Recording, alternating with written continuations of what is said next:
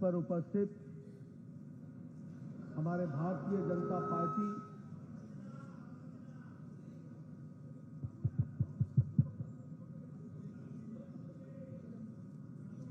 आज के इस कार्यक्रम में मंच पर उपस्थित हमारे भारतीय जनता पार्टी के प्रदेश के अध्यक्ष डॉक्टर सुकांत मजूमदार जी, हमारे विपक्ष के नेता लीडर ऑफ ऑपोजिशन, हमारे वरिष्ठ साथी श्री सर्वेंदु अधिकारी जी, राष्ट्रीय मंत्री श्री अनुपम हाजरा जी, हमारे प्रभारी मंगल पांडे जी, अमित मालवीय जी, बहन आशा लकड़ा जी, हमारे वरिष्ठ नेता पूर्व में गवर्नर रहे तथागत रॉय जी, राहुल सिन्हा जी, दिलीप घोष जी, अमिताभ चक्रवर्ती जी, सम्मानित मंच और इतनी बड़ी संख्या में यहां पर एकत्र आए। हाल ही में हुए पंचायती राज के चुनाव में जीत हासिल करने वाले हमारे सभी वरिष्ठ साथीगण,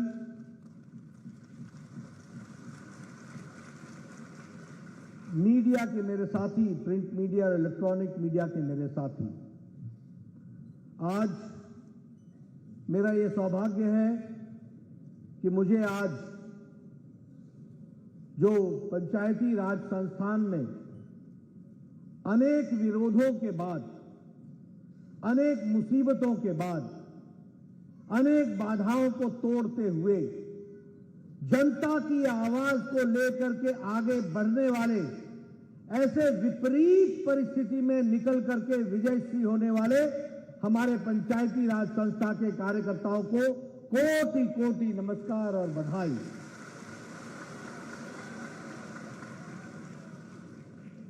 मित्रों, जब मैं विपरीत परिस्थिति में आपकी जीत के लिए आपको बधाई देता हूं, वहीं जिन लोगों ने इस पंचायती राज चुनाव में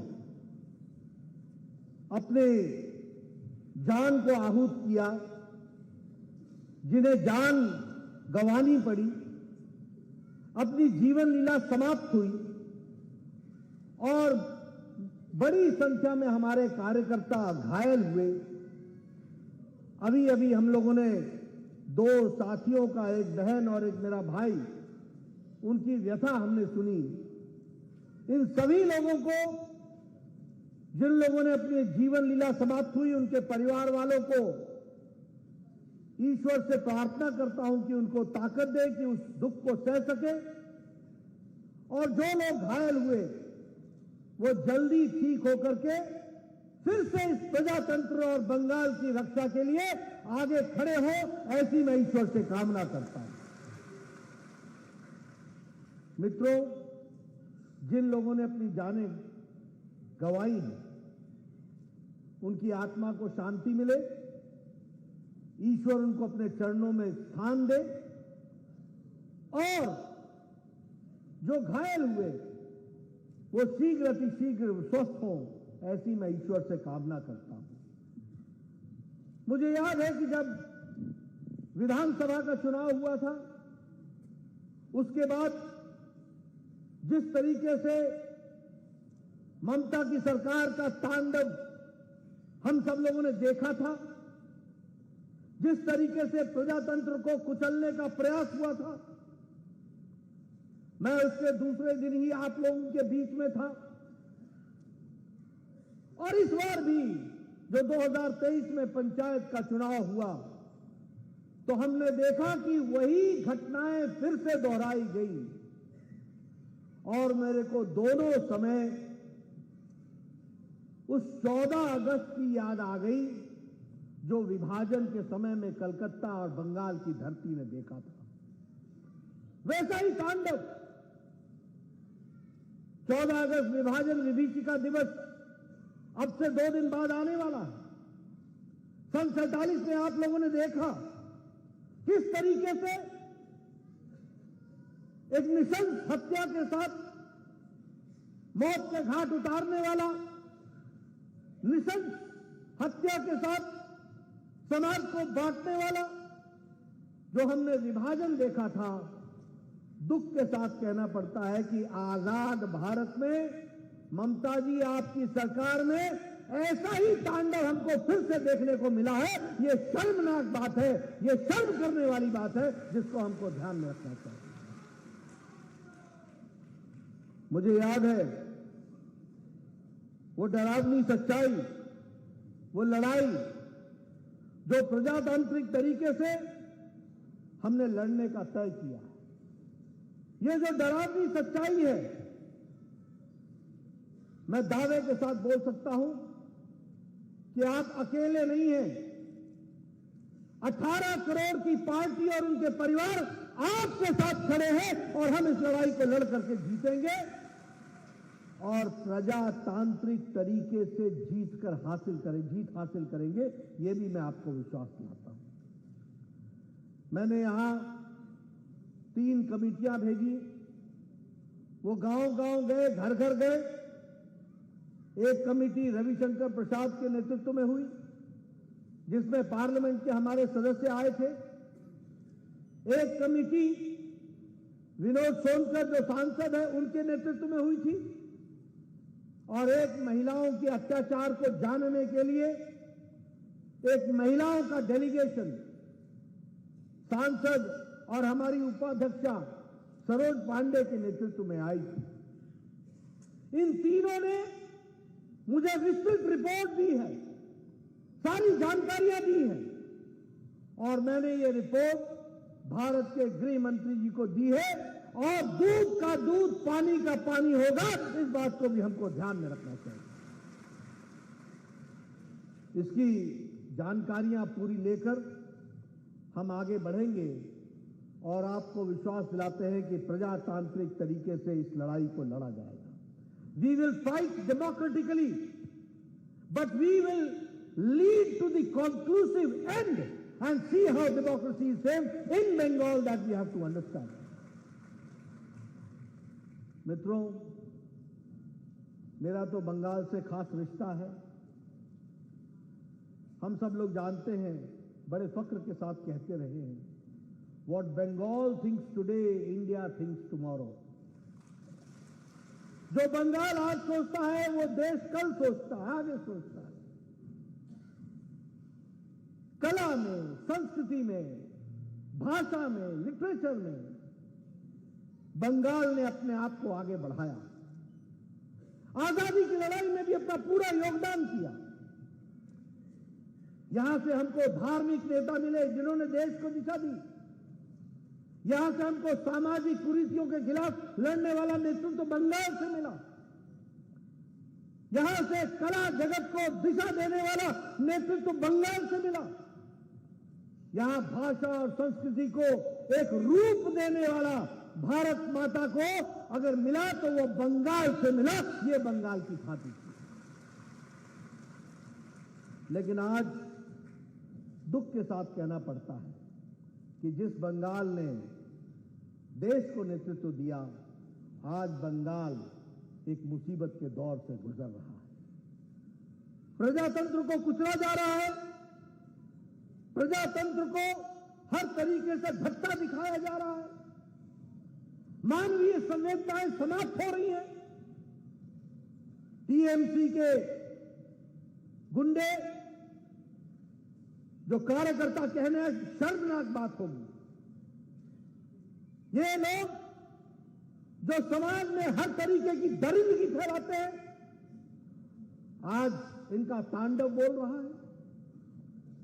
हर तरीके के कुरीतियों से व्याप्त ये तृणमूल कांग्रेस, हम सब लोग जानते हैं, टीएमसी किस तरीके से बंगाल को लीड कर रही है। प्रजातंत्र के कोई भी आयाम बचे नहीं है। मुझे दुख के साथ कहना पड़ता है कि it has been converted into a jungle raj. ये जंगल राज हो गया। अभी आपने पंचायती चुनाव में देखा, पहले तो हमारे कैंडिडेट खड़े ना हो इसकी चिंता की गई। बोलिए की गई कि नहीं की गई? आप लोगों को नॉमिनेशन पेपर फाइल करने से रोका गया कि नहीं रोका गया? गुंडागर्दी हुई कि नहीं हुई? पुलिस मूक दर्शक रही कि नहीं रही? जब आपने पूरी ताकत से, हिम्मत से नॉमिनेशन पेपर फाइल कर दिया, तो बताइए आपको प्रचार से रोका गया कि नहीं रोका गया? बताइए आपको धमकाया गया कि नहीं धमकाया गया? बताइए जब आप कंप्लेंट करने गए तो पुलिस मूक दर्शक रही कि नहीं रही? उल्टे पुलिस ने आपको धमका दिया। मैं सच बोल रहा हूं कि नहीं, बताओ मेरे को? मैं सच बोल रहा हूं कि नहीं? उसके बावजूद आप चुनाव लड़े। चुनाव के बाद जब काउंटिंग का समय आया, बताइए आपके एजेंटों को बाहर निकाल दिया कि नहीं निकाल दिया? काउंटिंग एजेंट ने एक तरफा फैसला करने का तय किया कि नहीं किया? उसके बावजूद पश्चिम बंगाल की जनता ने तय किया था कि कमल को खिलाना है, इसलिए आप जीत करके आए। आपको लाख लाख बधाई। यहां बोलने पर रोक है, वायलेंस है, एक्सप्रेशन के लिए रोका जा रहा है, एनआरकी है, जंगल राज है, कोई पूछने वाला नहीं। और ममता दीदी दुनिया भर में डेमोक्रेसी की चैंपियन बन के घूमती है और बंगाल का ये हाल कर रखा है। ममता दीदी दूसरे प्रदेशों पर कमेंट करती हैं और बंगाल का ये हाल कर रखा है। बताइए बंगाल में जंगल राज है कि नहीं है? बताइए बंगाल में पुलिस सरकार के से मिल करके आले सामान्य मानवी को तंग कर रही है कि नहीं कर रही है? बताइए कानून व्यवस्था का नाम ठप है कि नहीं है? ये परिस्थिति आज आकर के खड़ी की है। और जब हम कहते हैं वी द पीपल, हम संविधान से बंधे हुए हैं, हम संकल्प से बंधे हुए हैं, हम उस प्रण से बंधे हुए हैं और ये हमारी बिलीफ है जिसको हम आगे लेकर के चलते हैं। लेकिन जहां भारत मदर ऑफ डेमोक्रेसी कहलाता है, जहां भारत में Bengal, what Bengal thinks today India thinks tomorrow जाना जाता है, आज उस बंगाल का ममता दीदी आपने क्या हाल कर दिया। आप सोचिए, आप जानिए, आप समझिए। लेकिन यह भी मैं कहना चाहूंगा, आज हमारे लिए खुशी की बात है कि दिल्ली में आदरणीय प्रधानमंत्री मोदी जी के नेतृत्व में एक ऐसी सरकार चल रही है जिसने भारत की तस्वीर और तकदीर बदलने का संकल्प को साकार किया है और आगे बढ़ाया है। यह भी हमको ध्यान में रखना चाहिए। आज वहां देश में प्रो पीपल, जनता के पक्ष के फैसले, प्रो पुअर, गरीब लोगों को आगे बढ़ाने की नीतियां, प्रो रिस्पॉन्सिबल, घटनाएं पीछे घटती हैं, घटनाओं से लड़ने के लिए सरकार, मोदी जी की सरकार पहले तैयार रहती है।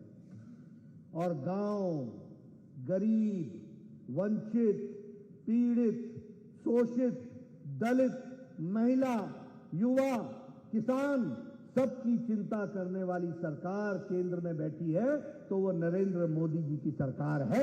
इसको भी हमको समझना चाहिए। लेकिन मित्रों, दुख के साथ कहना पड़ता है कि जब मोदी जी पूरी ताकत के साथ देश को आगे बढ़ाने के लिए लगे हैं, तो यहां ममता जी बंगाल को पीछे धक्का देने में लगी हुई है। इस बात को भी हमको समझना चाहिए। आप बताइए, भारत की गरीबी 22% से घट के 10% से कम हो गई कि नहीं हो गई? आप बताइए, 13 करोड़ 50 लाख, 13.5 करोड़ गरीब लोग गरीबी की रेखा से ऊपर आ गए कि नहीं आ गए? आप बताइए, भारत में अति गरीबी 1% से भी कम हो गई है। और ये हम नहीं कह रहे, ये आईएमएफ कह रहा है। आज जब दुनिया के अर्थव्यवस्थाएं लड़खड़ा रही हैं, जब अमेरिका की अर्थव्यवस्था लड़खड़ाती है, जब यूरोप की अर्थव्यवस्था लड़खड़ाती है, ऑस्ट्रेलिया की अर्थव्यवस्था लड़खड़ाती है, जापान की अर्थव्यवस्था लड़खड़ाती है, कि सारी दुनिया को कोरोना की चपेट में लिया, सारी दुनिया को यूक्रेन और रशिया की लड़ाई का दंश झेलना पड़ा, लेकिन इन सब के बावजूद अगर मजबूती से खड़ा है तो भारत की अर्थव्यवस्था खड़ी है। इस बात को भी हमको ध्यान में रखना चाहिए। आज हम आगे बढ़ रहे हैं, पूरी ताकत से लगे हुए हैं। आज 11वें नंबर से 10वें नंबर से भारत की अर्थव्यवस्था आज 5वें नंबर पर खड़ी है। और मोदी जी ने कहा है कि तीसरे टर्म में इसको तीसरे नंबर पर भारत को खड़ा करेंगे। यह भी हम लोगों ने कहा। आज इस्पात के उत्पादन में हम दूसरे नंबर पर खड़े हैं। आज ऑटोमोबाइल के मार्केट में हम तीसरे नंबर पर खड़े हैं और हमने किसको पछाड़ा है? जापान को पछाड़ा है और हम आज तीसरे नंबर पर खड़े हैं। आप लोगों ने जो आज मोबाइल अपने हाथ में लिया है, 2014 में ये मोबाइल चाइना से बनकर के आया था और आज ये मोबाइल आपके हाथ में जो है वो भारत में बना हुआ है। ये भी याद रखना चाहिए। 92% मोबाइल बाहर से बन के आता था, आज 97% मोबाइल आज भारत में बन रहा है। एप्पल भी अब भारत में बन रहा है। ये भी हमको ध्यान में रखना चाहिए। इसलिए pro people, pro poor, pro responsive अगर सरकार दी है तो प्रधानमंत्री मोदी जी ने दी है। प्रजातंत्र को आगे बढ़ाने का काम किया है तो मोदी जी ने किया है, और प्रजातंत्र को मारने का काम किया है तो वो ममता दीदी आपने किया है। अगर प्रजातंत्र का गला घोटने का काम किया है तो आपने किया है। यह हम सब लोगों को ध्यान में रखना चाहिए। लेकिन एक बात बता देना चाहता हूं, जितना ममता जी आप हमको दबाओगे हम उतने ही उछल करके ऊपर बढ़ेंगे और आगे आएंगे। ये भी याद रख लेंगे। मैं आपको कुछ आंकड़े बताना चाहता हूं। हम लोग इस विधानसभा से पिछली विधानसभा में 3 विधायक थे और इस विधानसभा में आप लोगों ने 77 विधानसभा के सदस्यों को जिता करके भेजा है। आपने पिछले लोकसभा में हमें 18 सीटें दी थी। इस बार 2024 में आपके आशीर्वाद और तप और मेहनत से हम 35 से ज्यादा सीटें जीत करके आएंगे। ये हमको याद रखना चाहिए। हमारा 13% का वोट 23% पहुंचा और विधानसभा में 38% पहुंचा और लोकसभा में 40% पहुंचा। आगे आगे देखो होता है क्या, बंगाल की जनता यहां भी कमाल करेगी। अगर हम पंचायती राज की बात करें तो एक समय में हम लोगों ने 5000 सीटें जीती थी, आज हम 10,000 सीटों से ऊपर हैं। आपने बड़ी कोशिश की दूसरे पार्टियों को खड़ी करने की, अपनी बी टीम को बड़ी कोशिश की। आज हम विपक्ष की सबसे बड़ी पार्टी है। आने वाले समय में हम बंगाल में सत्ताधारी पार्टी होंगे। ये भी हमको ध्यान में रखना चाहिए। ये हमारी ताकत है जिसको हम आगे बढ़ा रहे हैं और ये हमारी ताकत मेरे सामने बैठी है, हमारे कार्यकर्ता जो हर विपरीत परिस्थिति में भी लड़ने को तैयार है। मित्रों, लेकिन मुझे दुख होता है कि वोट की राजनीति के चलते अभी 9 तारीख को क्विट इंडिया मूवमेंट को याद किया जब महात्मा गांधी ने क्विट इंडिया किया था। मोदी जी ने नारा दिया है और देश से आह्वान किया है, भ्रष्टाचार quit India, appeasement quit India, वंशवाद क्विट इंडिया, परिवारवाद क्विट इंडिया। और इसको हमको गहराई से समझना होगा। ये भ्रष्टाचार घुन की तरह भारत को खा रही थी। आज मोदी जी ने उसके खिलाफ लड़ाई लड़ी। आज भारत की अर्थव्यवस्था मजबूती के साथ खड़ी हो गई है। लेकिन बंगाल को अभी भी भ्रष्टाचार घुन की तरह खा रहा है। इससे हमको निजात दिलानी पड़ेगी। वंशवाद, ममता दीदी और भाईपो, पीसी और भाईपो, वंशवाद, बाकी सब झंडा झुलाओ, टोलाबाजी करो, जनता को दुखी दो करो और मौज मनाओ। ये धंधा चल गया। अपीजमेंट, तुष्टीकरण। मैं कुछ उदाहरण आपको देना चाहूंगा वोट बैंक पॉलिटिक्स की। यूपीए की सरकार ने, ममता जी की सरकार ने बंगाल में वोट बैंक की पॉलिटिक्स के लिए गलत तरीके से 2011 में 37 जातियों को, मुस्लिम जातियों को ओबीसी में डालने का प्रयास किया और हिंदू जातियां सिर्फ 2 थी जिसको डाला गया।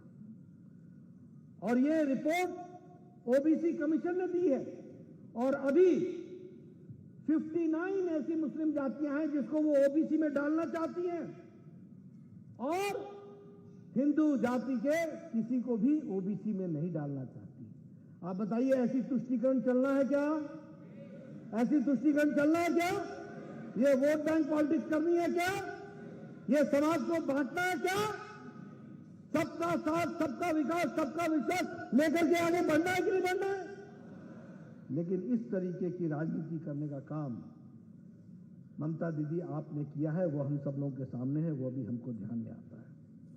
मैं यहां ये भी कहना चाहूंगा, आप कहते हैं कि अभी अभी आज कोलाघाट में प्रधानमंत्री जी जिला परिषद के अध्यक्षों और उपाध्यक्षों के साथ वीडियो कॉन्फ्रेंस में जुड़े थे और जब वो जुड़े थे तो उन्होंने बंगाल की तस्वीर हम सबके सामने रखी और बंगाल की तस्वीर जो वास्तविक तस्वीर है, जो आप लोग दर्द झेल रहे हैं, वो जब उन्होंने रखी तो दीदी गुस्सा गई और गुस्से में आकर के क्या कहा कि इसका सबूत दिखा दो, इसका सबूत दिखा दो। क्या सबूत है? What is the evidence? अंग्रेजी में उन्होंने कहा, प्रधानमंत्री जी से पूछा व्हाट इज द एविडेंस। मैं आपसे पूछना चाहता हूं, बताओ चुनाव में हिंसा हुई थी कि नहीं हुई थी? बोलो, हुई थी कि नहीं हुई थी? आप बताइए, महिलाओं का बल बलात्कार हुआ कि नहीं हुआ? आप बताइए, परिवारों को आप पर आक्रमण हुआ कि नहीं हुआ? आप बताइए, हमारे लोग विस्थापित हुए कि नहीं हुए? आप बताइए, हमारे लोग कैंप में रह रहे हैं कि नहीं रह रहे? क्या एविडेंस आप मांगते हो? किस चीज का एविडेंस मांगते हो? आप बताओ कि अखबारों ने और टीवी ने रिपोर्ट किया कि नहीं किया?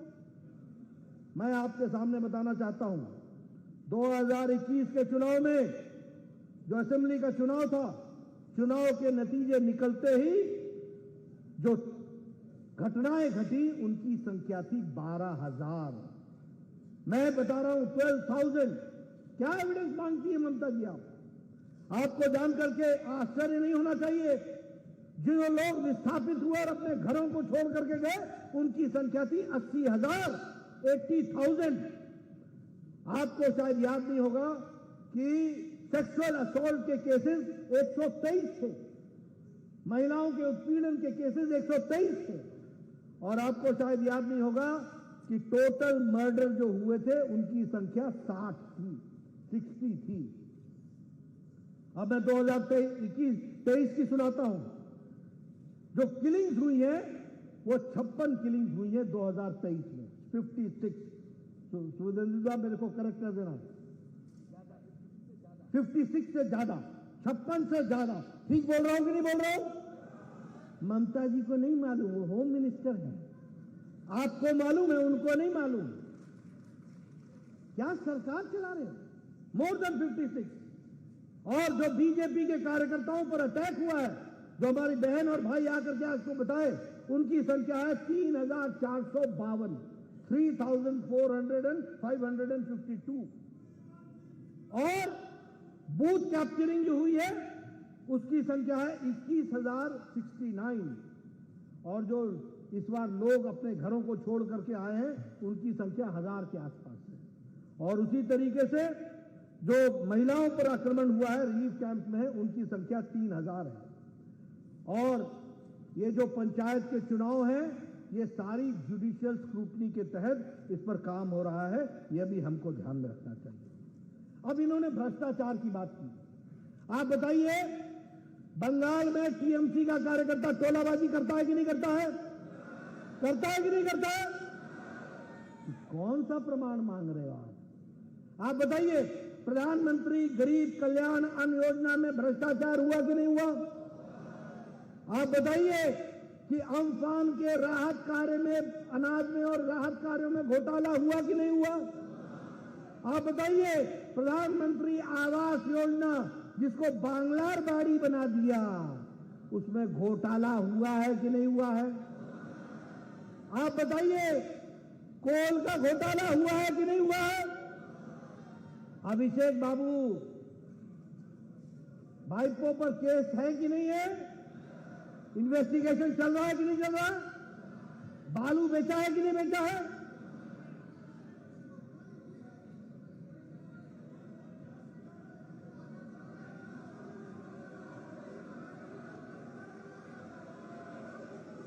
आप बताइए कौन कौन से आइटम में घोटाला हुआ है? सारे आप गिना रहे हैं, ऊपर से नीचे तक हर बात में घोटाला हुआ है। इस बात को भी हमको ध्यान में रखना चाहिए। ये घोटाले पे घोटाला, एक से एक घोटाला, लेकिन ये बोलेंगे कि कोई घोटाला नहीं हुआ है। आप बताइए शारदा में घोटाला हुआ है कि नहीं हुआ है? आप बताइए आईकोर का घोटाला हुआ है कि नहीं हुआ है? आप बताइए रोज वैली का घोटाला हुआ है कि नहीं हुआ है? आप बताइए पार्थो जी प्रेसिडेंसी जेल में है कि नहीं है? आप बताइए मानिक बंदोपाध्याय जेल में है कि नहीं है? आप बताइए अनुब्रतो मंडल तिहाड़ जेल में है कि नहीं है?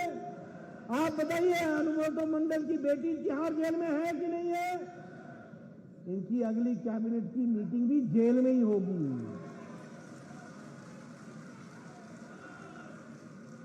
और ममता दीदी बोलती है प्रमाण लाओ, प्रमाण प्रमाण, एविडेंस एविडेंस। कौन सा एविडेंस चाहिए? इतने लोग तो जेल में हैं हर तरीके के भ्रष्टाचार करने के बाद। बोलो टीचर रिक्रूटमेंट स्कैम हुआ कि नहीं हुआ? आप बताइए जॉब फॉर कैश स्कैम हुआ कि नहीं हुआ? कोल स्कैम हुआ कि नहीं हुआ? काओ स्मगलिंग हुआ कि नहीं हुआ? गाय का तस्करी हुई कि नहीं हुई? स्मगलिंग हुई कि नहीं हुई? और आप बताइए कि व्यक्तियों का एक्सटॉर्शन हुआ है कि नहीं हुआ है? कैसे सरकार, कैसा? और बोलते हैं एविडेंस लाओ। आप बताइए ग्रामीण सड़क योजना में घोटाला हुआ है कि नहीं हुआ है? कौन सा ऐसा बच गया जिसका घोटाला नहीं हुआ? वो हम जानना चाहते हैं, वो हम समझना चाहते हैं। ये मैं आपसे जरूर कहूंगा। मित्रों, मैं अंत में एक बात और बताना चाहता हूं दुख के साथ। ममता दीदी महिला, आपको करुणा नहीं आती, आपको दया नहीं आती। जिस तरीके से आप होम मिनिस्टर होकर के आज यहां पर तांडव नृत्य हो रहा है, मिशन हत्याएं हो रही हैं और आप एविडेंस मांग रही हैं। आपको मैं बताना चाहता हूं कि एनसीआरबी का जो 2021 का रिपोर्ट है उसमें क्राइम अगेंस्ट वुमेन 74.6% है, तो वो बंगाल में है। ये भी हमको ध्यान में रखना चाहिए। उसी तरीके से अगर हम कहें एसिड अटैक में, उसमें भी बंगाल सबसे आगे है। और अगर हम कहें हीनियस क्राइम में भी अगर हॉटस्पॉट है तो वह भी बंगाल है। और सबसे दुख के साथ कहना पड़ता है कि महिलाओं की ट्रैफिकिंग भी सबसे ज्यादा हो रही है तो बंगाल से हो रही है। यह परिस्थिति ला करके खड़ी है। मित्रों, ऐसी सरकार को रहने देना है क्या? ऐसी सरकार को रहने देना है क्या? मैं ममता जी से बताना चाहता हूं, प्रजातांत्रिक तरीके से लड़ेंगे। भारतीय जनता पार्टी ही बंगाल की आवाज बनेगी कल, और भारतीय जनता पार्टी विजयश्री होगी। तुम्हारे में जितना दम है लगा दो, जितना दमन करना है कर लो, जो है जितना तुम्हारे बाजुओं में हमें पता है। भारतीय जनता पार्टी प्रजातांत्रिक तरीके से बंगाल की आवाम की, बंगाल की माताओं का आशीर्वाद लेकर के, बंगाल के बुजुर्गों का आशीर्वाद लेकर के, बंगाल के नौजवानों का साथ लेकर के प्रजातांत्रिक तरीके से तुम्हें उखाड़ फेंकेंगे और यहां भारतीय जनता पार्टी की सरकार बनाएंगे। बोलिए करेंगे ना? करेंगे ना? करेंगे ना? बहुत बहुत धन्यवाद। जय भारत, जय बंगाल।